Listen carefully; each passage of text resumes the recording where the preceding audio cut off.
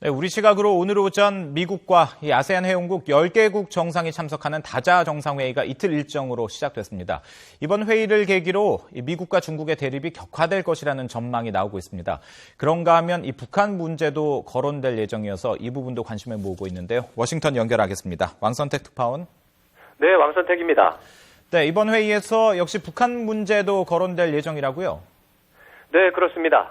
미국과 아세안 정상회의는 원래 버락 오바마 미국 대통령이 임기 말 외교 업적을 위해 추진 중인 아시아 재균형 개념 차원에서 기획된 것입니다. 기본적으로 미국의 아시아 재균형 정책에 대해 오바마 대통령이 공을 들이고 있다는 것을 아세안 정상들에게 보여주는 성격이 큽니다. 다시 말해 중국의 영향력이 강한 것으로 알려진 동남아 지역에서 미국의 목소리를 높이기 위해 우호적 활동을 강화하는 차원이 중요한 배경입니다. 이번 행사는 특히 아세안 정상 가운데 3명이 인권 탄압 논란과 관련해 미국의 비난 대상자라는 점을 고려하면 무리한 행사 주체라는 것을 알 수 있고 그만큼 오바마 대통령의 행사 주체 의지가 강하다는 것을 알 수 있습니다. 오바마 대통령 처지에서 보면 이번 행사에서 최대의 관심사는 TPP, 즉 환태평양 경제동반자 협정과 관련해 지지 분위기를 확산하는 것으로 분석됩니다. 다음으로는 남중국해 영토 분쟁과 관련해 중국을 압박하는 목소리를 확대하는 것도 주요 과제로 꼽히고 있습니다. 북한 문제도 중요한 의제로 다뤄질 예정입니다. 오바마 대통령은 대북 제재와 관련해 아세안 정상들에게 강력한 제재에 동참할 것을 요청할 것으로 보입니다. 네, 여러 현안들에 있어서 미국과 중국의 대립 구도가 격화될 것이다 이런 전망이 나올 만한 상황인데요. 하지만 그렇지 않을 것이다라는 그런 전망도 있다고요?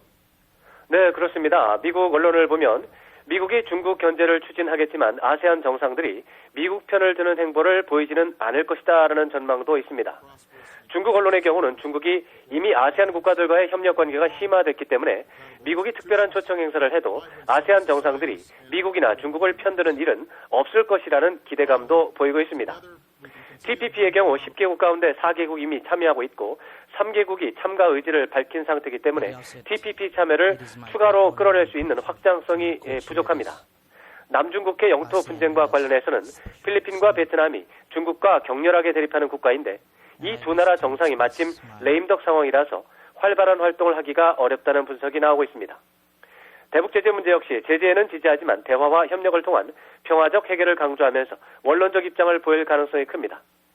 아세안 국가들이 이처럼 원론적 대응을 선호하는 것은 아세안 국가들은 대부분 중소규모 국가들로 미국, 중국, 인도, 일본과 한국 등 국제사회 주요 국가와의 관계를 모두 원만하게 유지해야만 생존이 가능하다는 지정학적 요구 때문인 것으로 분석되고 있습니다.